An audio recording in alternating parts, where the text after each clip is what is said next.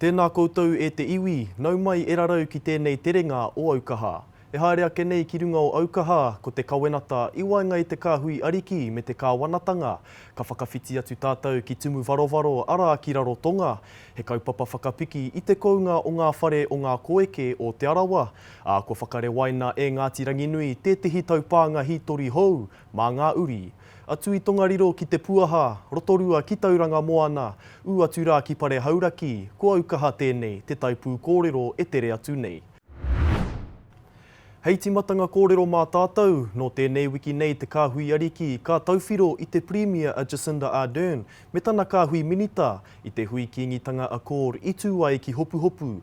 Ko te ito te hui he whakatakoto i tētahi rautaki, e whai mana ai ngā kaupapa ohanga a te kāhui ariki, o tira a ngā iwi o Waikato Tainui, i kōrero motuhake hoki a mai oha pānapa ki te Premier. He tūtakitanga rangatira I wānga I a Kingi Tūheitia, rāua ko Premier Jacinda Ardern. The Kingitanga Accord has now been in place for almost 11 years. It goes back to the settlement of our river claim. So it is very significant to be able to host the Prime Minister and ministers, particularly in the presence of Kingi Tūheitia. I want the Crown to be able to acknowledge the important role that we play in terms of supporting our iwi, but more importantly also across the region and across the motu. So, we're 26 years into our post-settlement environment, so we've got a lot of learnings and lessons that we can share with the Crown, and we believe that the Crown should support as well. Koe nei te wā tuatahi, kua whakamanuwhiritia te Premier a te Kingi Māori I tētahi o ngā hui kawenata I wainga I te kāwana me te kāhui ariki. These are really important kaupapa for us from the Crown. This is one way that we, uphold the commitments that have been made through the settlement process.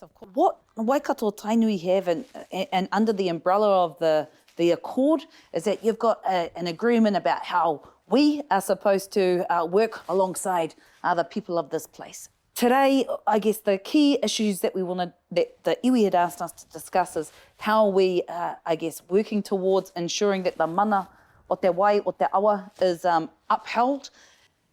Well, of course, within the Accord, it sets out some parameters for the ongoing work of the Crown and Kingitanga, but much more than that, it's an opportunity for us to work together on the issues that directly affect the people that we are all here to serve.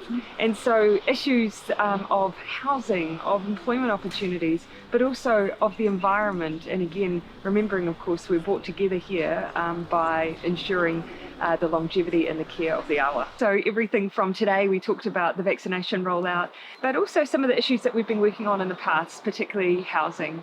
There are a range of areas in which we have worked together and built relationships, and my hope for the future is that we continue to do that. So much of what motivates us in the work that we do is similar, and we have at our heart people, and so that is the foundation for a really strong relationship.